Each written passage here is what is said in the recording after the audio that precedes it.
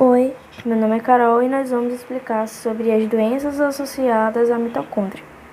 Mas antes, nós vamos aprender sobre o que é a mitocôndria. As mitocôndrias são estruturas minúsculas no interior das células que fornecem energia à nossa célula. As mitocôndrias, elas estão presentes em todas as células, mas elas não estão presentes nos glóbulos vermelhos. Ao contrário de outras estruturas dentro das células, a parte do material genético das mitocôndrias é herdado apenas da mãe. Por quê?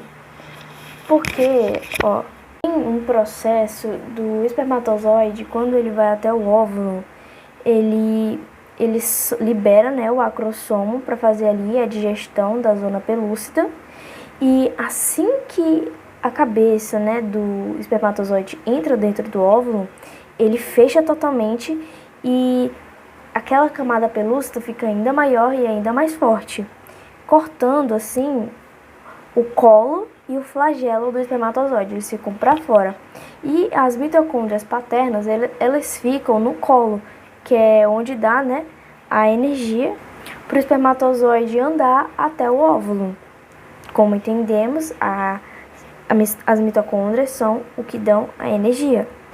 Aí, como as mitocôndrias do pai, não entra dentro do óvulo, fica só as mitocôndrias maternas. A presença de distúrbios mitocondriais faz com que as mitocôndrias parem de funcionar corretamente. E, com isso, uma quantidade cada vez menor de energia é gerada dentro das células. Porque, vamos pegar dois tipos de pessoa, uma pessoa sedentária e uma pessoa que faz regularmente exercícios físicos, que mantém uma vida saudável.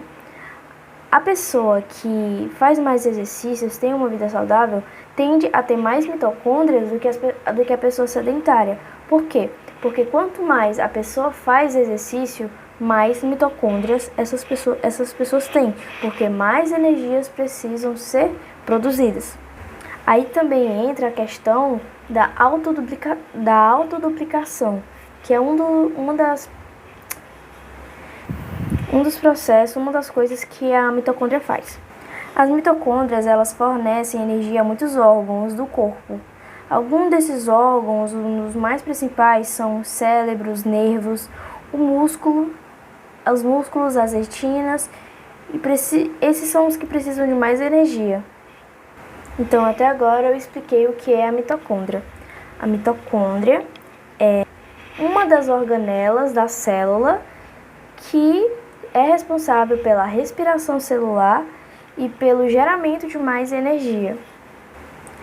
Como é que ela faz a respiração celular? O tipo de respiração celular que ela faz é através da oxidação. Vou explicar sobre as partes da mitocôndria. A matriz corresponde a um fluido presente no interior das mitocôndrias.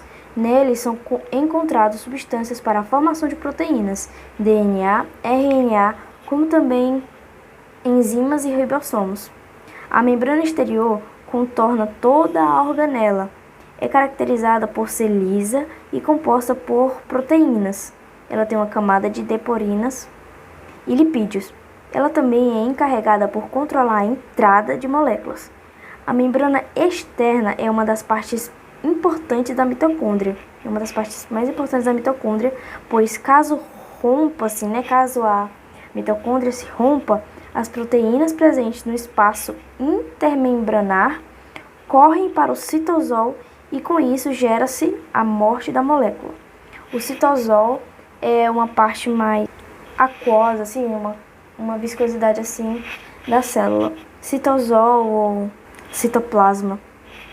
E caso essa membrana exterior rompe, acaba que as proteínas do espaço intermembranar correm para o citoplasma e a célula morre. A membrana interior é composta por proteínas, estrutura de transporte transmembranar e por complexos enzimais. Como ocorre a respiração celular? A respiração celular corresponde a um processamento químico que acontece no interior das células. O objetivo é gerar energia para o organismo. Essa ação é classificada em duas formas. Tem a forma aeróbica ou a forma anaeróbica. A respiração celular aeróbica é feita por grande parte dos seres vivos. É caracterizada por ter a presença de oxigênio. Já a respiração celular anaeróbica acontece sem a presença de oxigênio. No interior da mitocôndria ocorre a respiração celular. Esse processo ocorre quando as moléculas orgânicas reagem ao gás oxigênio e resulta em gás carbônico. Gás carbônico e água e libera energia. Ao ocorrer a liberação da energia, as moléculas de adenosina trisfosfato, conhecido como ATP, que eu já expliquei, que eu já tinha explicado antes, fazem e armazenam para fornecer energia para as moléculas. Todo o processo. Aprendemos também que ela vem da origem apenas materna e que pessoas que fazem mais atividades físicas, mais mitocôndrias têm. Agora vamos aprender sobre a sua estrutura. A estrutura da mitocôndria é a membrana externa e a membrana interna. E entre essas membranas é chamado de espaço intermembranoso. Tem a matriz. A matriz, ela é como se fosse... Lembra da crista de um galo? Pois é como se fosse aquela crista, sabe? Bem, vai e volta assim. Tem os ribossomos, que são os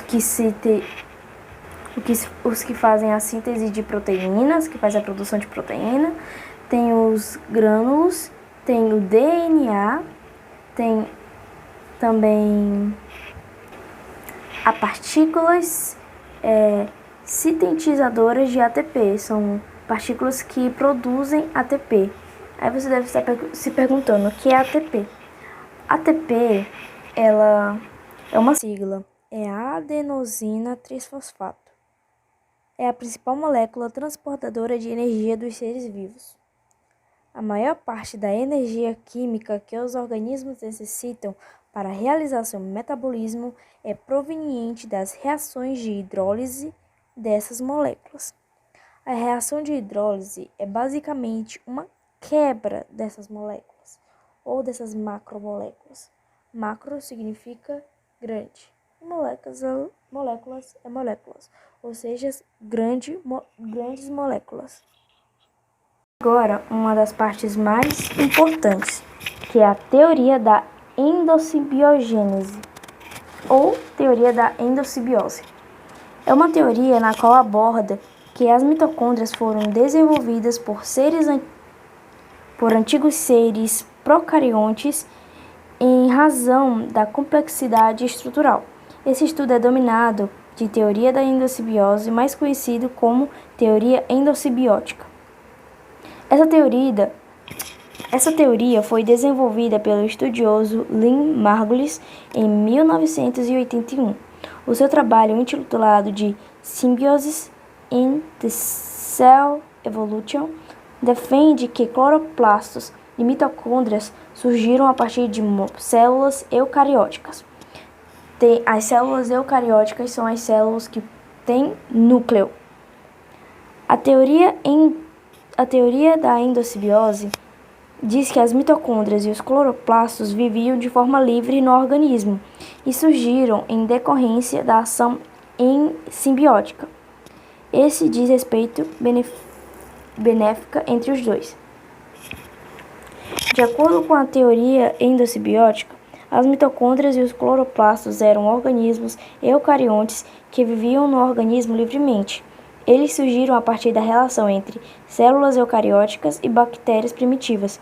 Essa relação gerou a associação simbiótica, cujo corresponde à relação benéfica entre os dois. Ou seja, a teoria da simbiose significa que por exemplo, a mitocôndria ela era considerada uma célula. É como se ela fosse uma célula, porque ela tem toda uma estrutura, ela faz a respiração celular, mas ela não estava dentro de uma célula, né? Aí tava lá uma célula, só que a célula ela não fazia a respiração celular. E tava lá a mitocôndria. Aí vamos supor que ao decorrer do tempo, dos anos, essa célula é como se ela tivesse abraçado essa mitocôndria e aquela mitocôndria, ao decorrer do tempo, começou a fazer realmente parte da célula como se ela fosse uma organela. E hoje em dia ela é uma organela, ela faz parte da célula. E a função dela na célula é fazer a respiração celular. E conforme a teoria desenvolvida por Lynn Margulis, os cloroplastos eram capazes de realizarem fotossíntese, portanto usavam a luz para formar matéria orgânica. Já as mitocôndrias eram estruturas capazes de utilizarem o oxigênio, ou seja, procariontes aeróbicos. Agora entrando no assunto das doenças causadas pela mitocôndria. Dependendo de quais células são afetadas, os problemas incluem convulsões, diminuição grave de tônus muscular, por exemplo, uma hipotonia ou, abre aspas, corpo mole, fraqueza nos músculos oculares, oftalmoplegia, episódios similares a acidentes vasculares cerebrais, ou seja, AVC, constipação intensa, comprometimento dos músculos cardíacos, cardiomopatia. Uma das doenças também por exemplo, a síndrome de Lake. A síndrome de Lake está associada às mitocôndrias. Essa doença é grave e não tem cura, porém existem tratamentos para melhorar a qualidade de vida do indivíduo. Essa síndrome é caracterizada por provocar a perda progressiva do sistema nervoso central, e os sintomas apresentados costumam ser convulsões, tremores, vômitos, dentre outros. E é comum aparecer indícios dessa enfermidade na infância, mas os casos raros podem surgir na fase adulta. Neuropatia óptica hereditária de Leber. Sua sigla é LHON. A neuropatia óptica hereditária de Leber pode causar perda progressiva da visão em ambos os olhos. Algumas pessoas também apresentam problemas cardíacos ou sintomas musculares, por exemplo, contrações musculares involuntárias, fraqueza muscular ou espasmos musculares. O distúrbio ocorre com mais frequência em pessoas do sexo masculino, ou os sintomas costumam ter início quando a pessoa está na terceira ou quarta década da vida. Não há tratamento disponível, contudo, limitar o consumo de álcool, que pode afetar as mitocôndrias, e não fazer o uso de produtos de tabaco pode desacelerar a progressão dos sintomas. Atualmente, o medicamento que é injetado diretamente no espaço da parte posterior do olho está sendo estudado. Estão estudando, para poder curar pessoas com a doença da mitocôndria. Com doenças que podem ser causadas pela mitocôndria. O nome dessa doença é bem grande, mas ela tem uma sigla chamada MELAS. MELAS. Vou até respirar aqui para ler. Encefalopatía, já ri.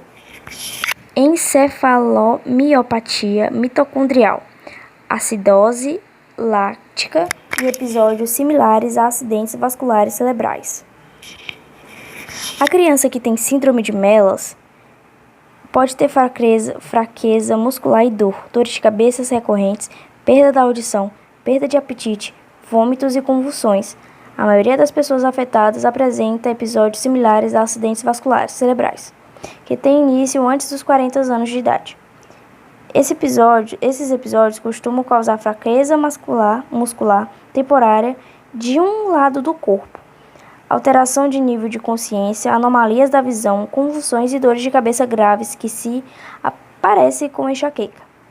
A ocorrência repetida de episódios similares a acidentes vasculares cerebrais pode danificar progressivamente o cérebro, dando origem à perda da visão, problemas motores e demência. Os sintomas da síndrome de MELAS costumam aparecer no final da infância e adolescência, porém eles podem ter início em qualquer idade. Doenças mitocondriais, resumindo, são doenças genéticas e hereditárias caracterizadas pela deficiência ou diminuição da atividade das mitocôndrias, não havendo produção suficiente de energia da célula, o que pode resultar na morte das células e, a longo prazo, falência do próprio órgão. E foi isso. Muito obrigado por assistir.